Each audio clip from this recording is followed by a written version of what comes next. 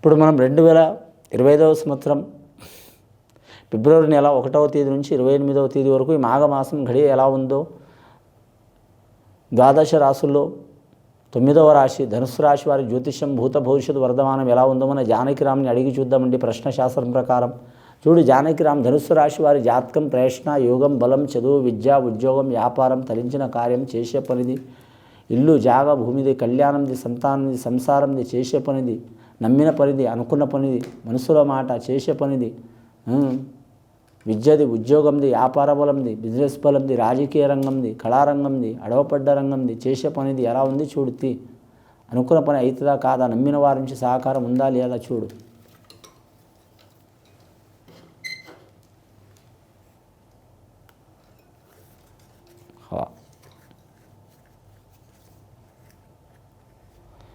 ముఖ్యంగా మాత్రం ఈ రాశి వారికి చెప్పాలంటే మాత్రం లక్ష్మీదేవత వచ్చిందండి, సరస్వతీ దేవత వచ్చింది, విఘ్నేశ్వరుడు వచ్చిండు, కాణిపాక వరసిద్ధి వినాయకుడు వచ్చిండండి.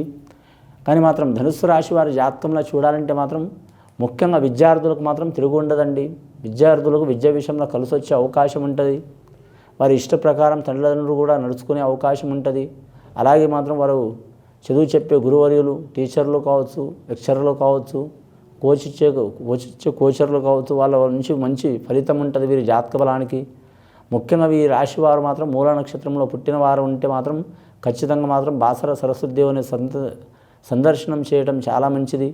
అలాగే వీరి పేరు మీద సంకటహర చతుర్థి రోజు మాత్రం మహాగణపతిని పూజ చేయడం చాలా వరకు మంచిది. వీరి జాతకంలో చెప్పాలంటే మాత్రం వస్త్రాల్లో అన్ని వస్త్రాలు మంచిదే. వీరికి ముఖ్యంగా ఎరుపు వస్త్రం, తెలుపు వస్త్రం చాలా మంచిదండి. కానీ మూల నక్షత్ర జాతకులంలో చూడాలంటే మాత్రం మంచి ఫలయోగం కలిసి వచ్చే అవకాశం ఉంది. 2వ నక్షత్రం పూర్వాషాఢ నక్షత్రం వారికి అన్ని రకాల వస్త్రం కలిసి వచ్చే అవకాశం ఉందండి. వారి పేరు మీద మాత్రం లక్ష్మీదేవత అనుగ్రహం ఉంటుంది వారి పేరు మీద.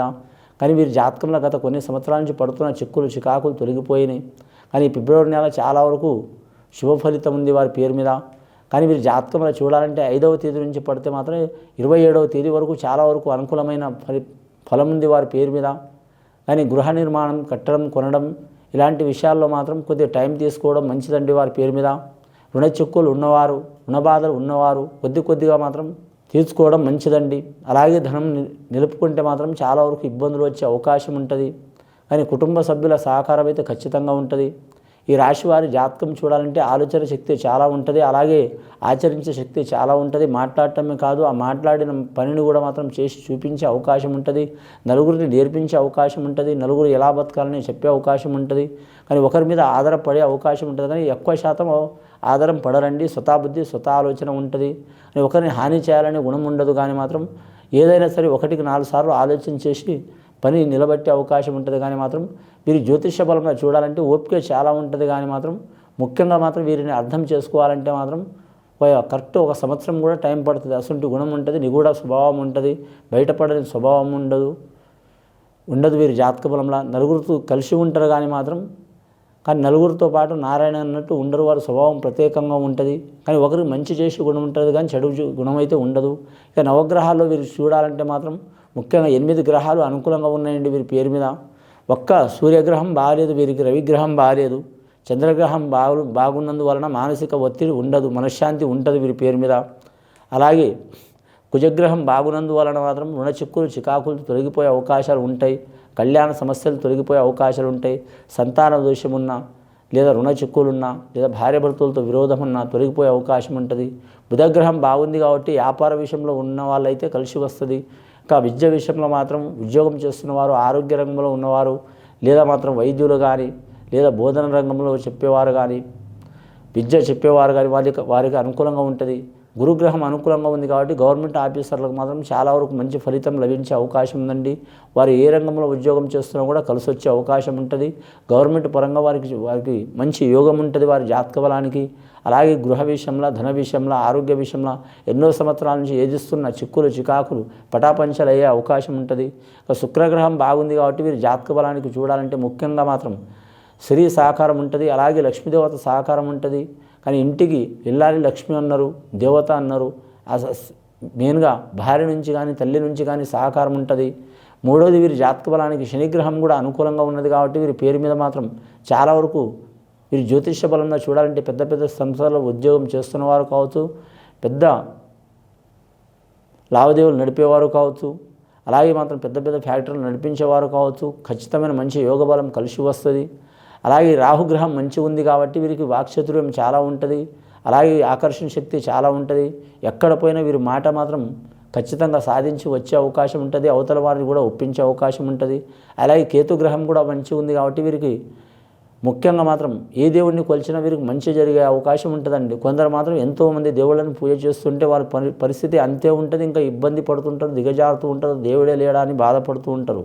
కానీ కేతుగ్రహం మంచిగా ఉంటే, రాహుగ్రహం మంచిగా ఉంటే మాత్రం మామూలుగా మనం మొక్కినా కూడా మాత్రం మంచి జరిగే అవకాశం ఉంటుంది. ఈ రాహుకేతుల కలయిక మంచిగా ఉంది కాబట్టి వీరికి దైవాన అనుగ్రహం కూడా ఉంటుంది, మనుషుల సహకారం కూడా ఉంటుంది. ఎక్కడ పోయినా అనుకున్న పని సాధించే అవకాశం ఉంటుంది. వివాహం కాని వారు శుభవార్తలు వినే అవకాశం ఉంటుంది. సంతానం లేని వారికి సంతాన శుభవార్తలు వినే అవకాశం ఉంటుంది. అలాగే సంతానం కలిగి నష్టపోతున్న వారికి ఆ సంతాన నష్టం కూడా తొలగిపోయే అవకాశం ఉంటుంది. ఆ పెద్దల నుంచి ఆస్తి రావాలనుకునే వారికి తప్పకుండా మంచి ఫలితం ఉంటుంది. 10 మందికి పెట్టి వీరు తినే అవకాశం ఉంటుంది.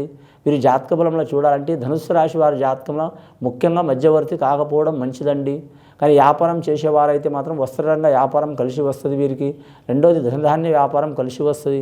మూడవది మాత్రం వాహన రంగం వ్యాపారం మాత్రం కలిసి రాదు వీరి జాతక బలానికి. వారు వజ్రవైడూరి వ్యాపారం చేసిన కలిసి వస్తుంది, కానీ వాహనం లోహం మాత్రం కలిసి రాదు వీరి పేరు మీద. అంటే ట్రాన్స్పోర్ట్ రంగంలో మాత్రం కొన్ని కలిసి వస్తాయి, కొన్ని కలిసి రావండి. ముఖ్యంగా వీరి జాతక బలంలో చూడాలంటే మాత్రం పెద్దల సహకారం తప్పకుండా ఉంటుంది. అలాగే భార్య భర్తలతో విరోధాలు ఉన్నవారు దగ్గరకయ్యే అవకాశం ఉంటుంది. ముఖ్యంగా మాత్రం ఈ మహాశివరాత్రి ఘడియల మాత్రం వీరి జ్యోతిష బలంలో చూడాలంటే మాత్రం ఆ మహాకాళేశ్వరుని పూజ చేయడం చాలా వరకు మంచిది. వీరికి గురువారం చాలా మంచిదండి. గురుగ్రహ అనుకూలత ఉంది. అలాగే శుక్రవారం కూడా కలిసి వచ్చే అవకాశం ఉంది, సోమవారం కూడా కలిసి వచ్చే అవకాశం ఉంది. ఇంకా తిథి టైంలో చెప్పాలంటే అన్ని తిథులు మంచిది. ఒక అమావాస్య ఒకటి, అష్టమి ఒకటి తిథి మాత్రం అంతగా కలిసి రాదు. రెండవది 2 తిథులు కలిసి ఉండే తిథి, ఏ తిథి అయినా సరే ఒక 2 తిథులు కలిసి ఉంటుంది ఒక రోజు. తిథి సంధ్య అంటారు దానికి.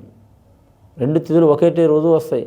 అలాంటి రోజు మాత్రం ఏ పని చేయవద్దండి వీరు. అంటే ఏ పని అంటే ఉద్యోగం చేయవచ్చు, ఇంటి కార్యక్రమాలు చేయొచ్చు, కానీ ప్రత్యేకమైన పనులు అయితే చేయొద్దు. ఆటంకాలు వచ్చే అవకాశాలు ఉన్నాయి. కానీ మాత్రం కొన్ని సంవత్సరాల నుంచి ఇబ్బందులు పెడుతున్న వారు వీరికి సహకారం చేసే అవకాశం ఉన్నది. నమ్మిన వారు సహకారం అయ్యే అవకాశం ఉంది. ఆ ప్రేమ విషయంలో చెప్పాలంటే మాత్రం చాలా ఇబ్బందులు పడే అవకాశం ఉంది. కానీ మాత్రం లవ్ మ్యారేజ్ చేసుకోవాలనుకునేవారు, కానీ మాత్రం ప్రేమ విషయంలో పర్సనల్ లైఫ్లో ఏదైనా సాధించాలనుకునే వారికి మాత్రం ఇబ్బందులు వస్తాయండి. జాగ్రత్త పాటించాలి. కొన్ని రోజులు, కొన్ని నెలలు టైం తీసుకుంటే వారికి శుభయోగం అయ్యే అవకాశం ఉంది. ఇది విని చూసి ఆచరించే వారికి మంచి ఫలితాలు కలుగుతాయండి. శుభం భూయాత్.